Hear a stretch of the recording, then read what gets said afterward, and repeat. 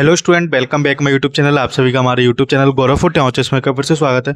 तो स्टूडेंट, आज की वीडियो उन सभी स्टूडेंट्स के लिए होने वाली है जो Rajasthan university of health science के मेन एग्जाम फॉर्म फिल कर चुके हैं, परंतु उनके बहुत सारे डाउट्स थे कि सर हमने फॉर्म में ये गलतियां कर दी हैं या फिर ये हमें दिक्कत आ रही है। उन सभी का सॉल्यूशन क्या है या फिर क्या मिस्टेक्स है, उसका सभी का सॉल्यूशन मैं आपको बताने वाला हूँ। अगर आप इस चैनल पर पहली बार तो चैनल को सब्सक्राइब कर लेना, वीडियो शेयर कर देना। चलिए स्टूडेंट, सबसे पहले हम बात करते हैं कि आप सभी को पता हो Rajasthan university of health science के जो बीएससी नर्सिंग के ओल्ड स्कीम के जो पैटर्न है उसके ऑलरेडी फॉर्म निकल चुके हैं, वो फॉर्म फिल किए जा रहे हैं। अब वो फॉर्म में एक नई चीज जो मैंने आपको प्रीवियस वीडियो में भी बताया था कि इस बार फॉर्म में आपको एबीसी आईडी की जरूरत पड़ेगी। अब काफी स्टूडेंट्स को एबीसी आईडी में बहुत सारी दिक्कतें आ रही थी, क्योंकि एबीसी आईडी में स्टूडेंट को जनरेट करना नहीं आ रही थी। सबसे बड़े प्रॉब्लम थी यहाँ पे आधार कार्ड का आपके नंबर से लिंक नहीं होना, आपके पास जो नंबर है उससे लिंक नहीं होना, या फिर आपके आधार कार्ड से कोई नंबर ही लिंक नहीं है, ऐसी सारी समस्याएं थी। तो स्टूडेंट, आज इसका मैं आपको सॉल्यूशन बताने वाला हूं। साथ ही आपको यह बताऊंगा आपने फॉर्म फिल करने के बाद कुछ मिस्टेक्स हुई हैं, जैसे यहाँ पे मैं आपको बताऊंगा, तो उसका क्या सॉल्यूशन है। सबसे पहले मैं एबीसी आईडी वाली समस्या सॉल्व कर देता हूं, जिससे स्टूडेंट को आसानी हो जाएगी कि एबीसी आईडी वाली समस्या में क्या दिक्कत थी। तो स्टूडेंट, एबीसी आईडी की अगर बात करें तो एबीसी आईडी में आप दो तरीके से एबीसी आईडी बना सकते हैं। एबीसी आईडी आप अगर डिजी लॉकर से बनाना चाहते हो तो वहां से भी एबीसी आईडी बन सकती है।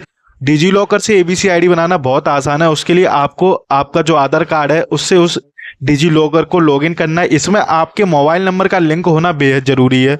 अगर आप डिजी लॉकर से बना रहे हो तो आपका आधार कार्ड आपके मोबाइल नंबर से लिंक हो तो बहुत आसानी से बन जाएगी, विदिन आपकी 1-2 मिनट में। अगर किसी के पास आधार कार्ड से मोबाइल नंबर लिंक नहीं है, उसका पेरेंट्स का मोबाइल नंबर लिंक है, तो वो सीधा सरकारी की वेबसाइट government.cc.in से जाके वहाँ पे एबीसी आईडी सर्च करना है। एबीसी आईडी सर्च करते ही आपको वहाँ पे ऑप्शन मिल जाएगा।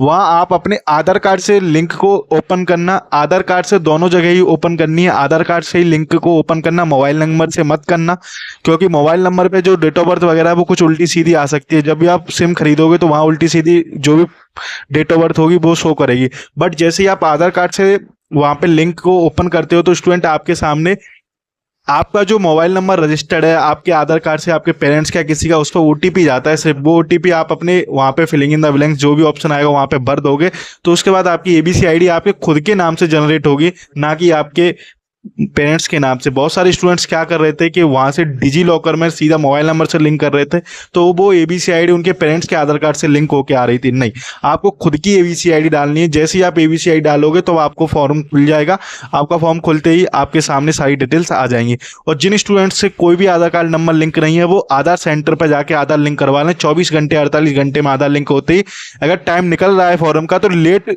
फीस में भी आप वो फॉर्म भर सकते हो। आपको परेशान बिल्कुल नहीं होना। काफी स्टूडेंट्स तो इसी चीज को लेके पैनिक थे, सर मेरी डेट निकल जाएगी या फिर नहीं। आप जल्दी से जाके 24 से 48 घंटे में अपडेट करवा के अपनी ये समस्या सॉल्व कर सकते हैं। चलिए अब बात करते हैं फॉर्म की। जैसा कि आप अपनी स्क्रीन पे देख पा रहे हैं, यहाँ जो एक फॉर्म है जो मैं आपको बताने वाला हूँ, इस फॉर्म में एक स्टूडेंट ने काफी गलतियां की हुई हैं। उन गलतियों को लेकर ही मैं आपको समझाऊंगा कि आपने गलती क्यों हुई है, कुछ चीज़ों में उनका सॉल्यूशन क्या है, उनको कौन सही करेगा। क्योंकि कई बार मिस्टेक्स हो ही जाती हैं फॉर्म भरने में, या तो आपके कंप्यूटर वाले की तरफ से या किसी ना किसी की तरफ से हो ही जाती है। तो चलिए आज वो सारी समस्याएं सॉल्व हो जाएंगी, है ना। तो जैसे ही आप स्टूडेंट ऐसे आपने फॉर्म फिल कर लिया होगा, फॉर्म के फिल करने के बाद आपके सामने कुछ इस तरीके का वेब पेज ओपन हो रहा होगा, इस तरीके से आपका फॉर्म आ रहा होगा। तो स्टूडेंट यहाँ पे आप गौर करिए, यहाँ पे देखिए मोस्टली जो दिक्कतें आ रही हैं, अगर आपने कोई नाम वाम में गलती की हुई है, यहाँ पे पहला ऑप्शन नाम का, एबीसी आईडी वगैरह। एबीसी आईडी का ऑप्शन अभी खाली आएगा क्योंकि अभी एबीसी आईडी यूनिवर्सिटी अपडेट करेगी फॉर्म भरते टाइम, है ना। तो एक चीज यहाँ पे ध्यान से सुन लीजिए, आपने यहाँ पे जो भी गलतियां की हैं, डेट ऑफ बर्थ वगैरह की तो कोई गलती हुई नहीं होगी, क्योंकि सब कुछ ऑलरेडी डाटा सेव था पहले से ही। बस आपने जो गलती की है स्टूडेंट, वो गलती यहाँ पे की है। देखो ये किसी स्टूडेंट का है, मेरे पास है, जो आपको मैं दिखाने वाला हूँ। सबसे बड़ी जो गलती की है वो स्टूडेंटों ने यहाँ पे गलती की है।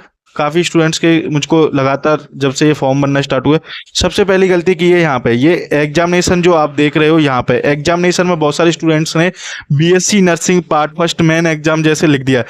आपको यहाँ पे मेन एग्जाम जैसे कुछ नहीं लिखना था, आपको सिर्फ यहाँ पे बीएससी नर्सिंग पार्ट फर्स्ट या फिर बीएससी नर्सिंग पार्ट सेकंड या फिर बीएससी नर्सिंग पार्ट थर्ड या फिर बीएससी नर्सिंग पार्ट 4 जैसा लिखना था। और जो स्टूडेंट को कुछ समझ नहीं आ रहा वो अपनी मार्कशीट निकाल ले, मार्कशीट में सब कुछ दे रखा है। एग्जाम के सामने सिर्फ बीएससी नर्सिंग पार्ट आपकी जो भी ईयर है, फर्स्ट का, सेकंड का, थर्ड का, फोर्थ का दिया हुआ है। तो यहाँ आपको सिर्फ बीएससी नर्सिंग पार्ट फर्स्ट या सेकंड, थर्ड, फोर्थ जो भी हो वो लिखना है, ये मेन एग्जाम जैसा कंडक्ट नहीं करना।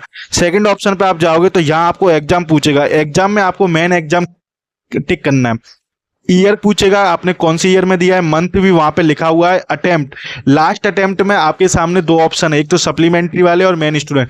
देखो जिन स्टूडेंट ने सप्लीमेंट्री दिया उनको अटेम्प्ट लिखने हैं दो, जिन्होंने मेन एग्जाम एक ही बार दिया उनको एग्जाम एक लिखना है। अगर ये चीज समझ में नहीं आ रही तो आप अपने कॉलेज में भी पूछ सकते हो।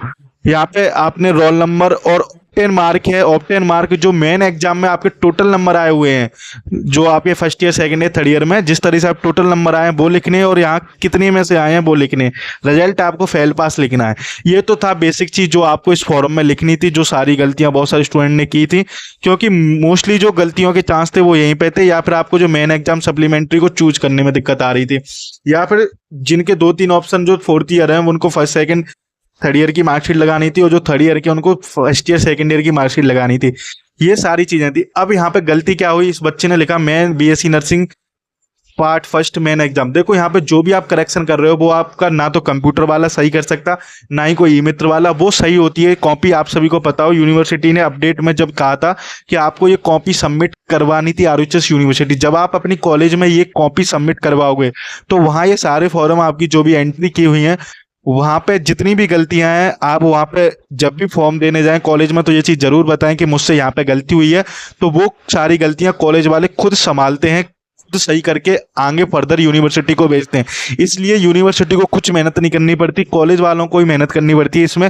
इसलिए आपके एग्जाम की डेट को ये बहुत जल्दी जारी कर देते हैं। उसका यही रीजन है कि यहाँ पे जो भी गलतियां हुई हैं वो आरएचएस यूनिवर्सिटी लेने से पहले, आरएचएस जो भी कॉलेज वगैरह हैं जो आरएचएस यूनिवर्सिटी से संबंधित है उन सभी में ये करेक्शन हो जाएगा। आपको बिल्कुल घबराने की जरूरत नहीं है कि मेरे में ये गलती होगी, मेरा फॉर्म रिजेक्ट हो जाएगा, कि नहीं, फॉर्म रिजेक्ट नहीं होगा, आपका फॉर्म आपका पूरा भरा जाएगा। ये सारी जो चीजें हैं वो कॉलेज वाले अपने लेवल पर सही कर देंगे, तो आपको बिल्कुल पैनिक होने की जरूरत नहीं है। कितनी भी गलतियां हो इस फॉरम में, आपने एग्जामिनेशन में, एग्जाम में, ईयर में, मंथ में, लास्ट अटेम्प्ट में जो कितनी भी गलतियां की हैं उन सभी गलतियों को आपके कॉलेज वाले सही करेंगे। कॉलेज में जब फॉर्म चला जाएगा उसके बाद यूनिवर्सिटी जाने से पहले फॉर्म के साथ में, अगर आप फर्स्ट ईयर में हो, सॉरी आप सेकंड ईयर में हो तो आप फर्स्ट ईयर की मार्कशीट लेके साथ जाएं। अगर आप सेकंड ईयर में हो, सॉरी थर्ड ईयर में हो तो सेकंड ईयर की मार्कशीट, और फोर्थ ईयर में तो first year, second year, third year तीनों की मार्कशीट की फोटो कॉपी के साथ ही ये फॉर्म आपका कॉलेज में जमा होगा। जमा होने के बाद ये सारी गलतियां जितनी भी हैं वो सही हो करके ही आगे सबमिट कराया जाए, क्योंकि यूनिवर्सिटी नहीं चाहती ये सारी दिक्कतें उसे झेलनी पड़े। आपको पता हो लास्ट ईयर भी सेम यही प्रोसेस होता है। आपने बहुत सारी गलती की थी स्टूडेंट ने, तो लास्ट ईयर भी कॉलेज वालों ने ही खुद सही करके ही आगे सबमिट किया था। बाकी कोई भी डाउट है तो मुझको कमेंट बॉक्स में पूछ लेना। प्लीज यार वीडियो लाइक कर दिया करो, आपके लिए इतनी मेहनत से बनती है। Thanks for watching this video, please like and subscribe this channel.